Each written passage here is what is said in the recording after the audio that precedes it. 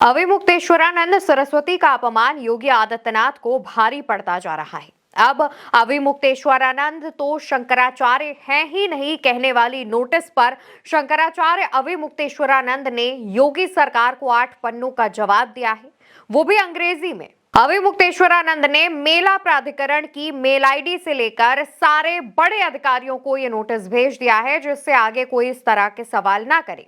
इससे पहले अविमुक्तेश्वरानंद सरस्वती के वकील ने सबके सामने सुप्रीम कोर्ट के आदेश को बताया कि कैसे सरकार जनता को गुमराह करने की कोशिश कर रही है। हुआ है कि सुप्रीम कोर्ट ने कहा है कि आप शंकराचार्य नहीं लिख सकते, शंकराचार्य के रूप में अपने को प्रचारित प्रसारित नहीं कर सकते। सुप्रीम कोर्ट ने तो अपने आदेश में ही उनको शंकराचार्य कहा है, किनको ये शंकराचार्य बन गए हैं। सुप्रीम कोर्ट में बाद में सब्स्टिट्यूशन पिटीशन फाइल की गई, जो भी जवाब फाइल किए गए हैं सब में जगत गुरु शंकराचार्य स्वामी अवधूतेश्वरानंद सरस्वती जी ने कहा है। और इन अधिकारियों ने ये जो ऐसी नोटिस भेजी है और ये जो उपक्रम किया है, ये माननीय सुप्रीम कोर्ट की न्यायिक कार्यवाही में दखलंदाजी के बराबर है और इसके लिए उनके ऊपर कंटेम्प्ट ऑफ कोर्ट की प्रोसीडिंग चलाई जा सकती है। अविमुक्तेश्वरानंद सरस्वती के वकील पीएन मिश्रा ने योगी आदित्यनाथ की सरकार को कानून का पाठ पढ़ाया, खुद बताया कि सुप्रीम कोर्ट ने अपने आदेश में शंकराचार्य जी को शंकराचार्य लिखा है और साथ ही ये भी कहा है कि शंकराचार्य होने पर सवाल उठाने वालों पर अवमानना का मुकदमा चल सकता है, यानी कि सुप्रीम कोर्ट के आदेश की अवहेलना करने पर मुकदमा चलाया जा सकता है। दोस्तों, शंकराचार्य अविमुक्तेश्वरानंद सरस्वती ने एक और खुलासा करते हुए योगी सरकार को भी फंसा दिया और बताया कि योगी खुद उन्हें शंकराचार्य मानते हैं, लेकिन उनके ही प्रशासन उन्हें नोटिस भेजता है। पिछले वर्ष महाकुंभ हुआ था, जो इतिहास का सबसे बड़ा महाकुंभ इनके द्वारा कहा गया। उसी महाकुंभ के अधिकारियों के द्वारा एक स्मारिका छापी गई है, महाकुंभ स्मारिका। इसी पत्रिका में ये देखिए फोटो छापा गया है, ये कई फोटो उसमें छापे गए हैं और उस फोटो में यहाँ पर हमारा चित्र है और लिखा है जगत गुरु शंकराचार्य अविमुक्तेश्वरानंद सरस्वती। अविमुक्तेश्वरानंद सरस्वती की तरफ से दिए गए जवाब में वकील की तरफ से बताया गया कि प्रशासन जिस सिविल अपील का हवाला दे रहा है वो 14 अक्टूबर 2022 के आदेश की है, जबकि उसके पहले 21 सितंबर 2022 का ही एक ऑर्डर है, जिसके ऑर्डर में स्वामी अविमुक्तेश्वरानंद को शंकराचार्य बताया गया था। वहीं स्वामी अविमुक्तेश्वरानंद के पट्टाभिषेक 12 अक्टूबर 2022 को ही हो चुका था। जो ऑर्डर प्रशासन बता रहा है वो 17 अक्टूबर का है।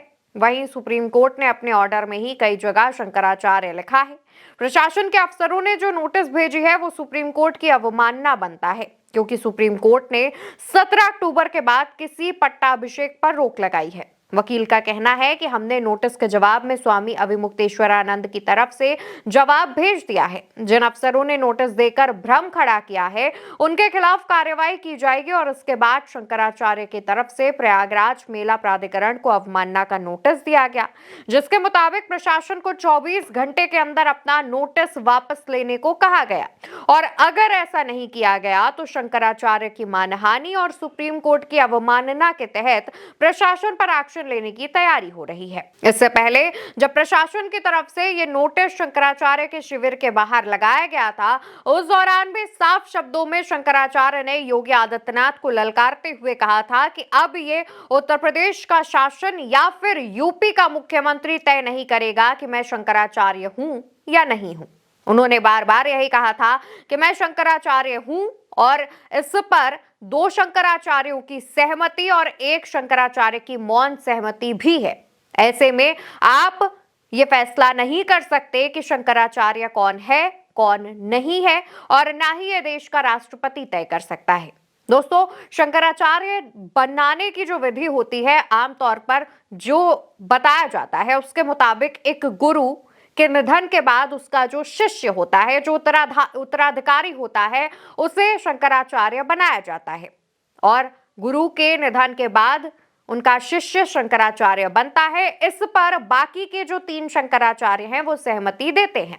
अगर हम शंकराचार्य स्वामी अविमुक्तेश्वरानंद सरस्वती के शंकराचार्य होने पर बात करें तो उन्हें 2 शंकराचार्यों की सहमति और 1 शंकराचार्य की मौन सहमति है, और ये बात वो बीते कई दिनों से कह रहे हैं। लेकिन उसके बावजूद उत्तर प्रदेश की सरकार और प्रशासन की तरफ से उन्हें शंकराचार्य ना होने की बात कही जा रही है और इस सिलसिले में नोटिस दिया जा रहा है।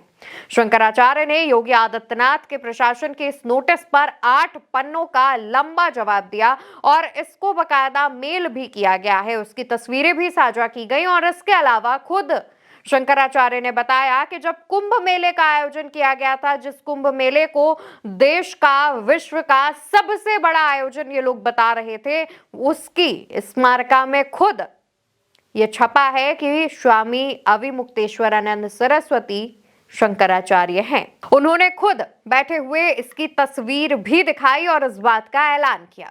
शंकराचार्य अविमुक्तेश्वरानंद सरस्वती का मामला लगातार बढ़ता जा रहा है, जबकि उत्तर प्रदेश की सरकार और प्रशासन चाहे तो इस मामले को जल्द ही खत्म कर सकती है, लेकिन सरकार और प्रशासन के अधिकारी झुकना नहीं चाहते हैं। और हैरानी की बात तो यह है कि हिंदुत्व, हिंदू धर्म, सनातन रक्षा, हिंदू धर्म की रक्षा जैसी बड़ी बड़ी बातें करने वाले मुख्यमंत्री योगी आदित्यनाथ इस पूरे मामले पर खामोश हैं।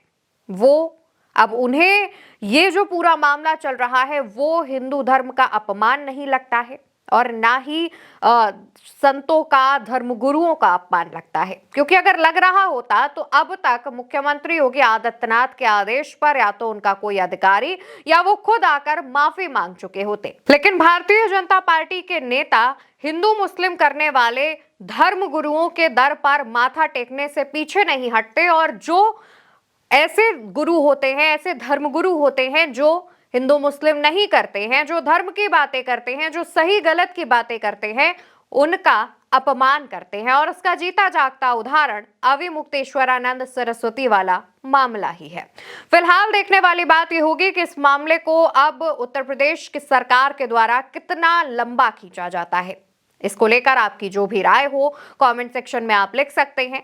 याद से आप चैनल को सब्सक्राइब कीजिएगा और मामले से जुड़ा जो भी अपडेट सामने आएगा हम आप तक जरूर पहुंचाएंगे।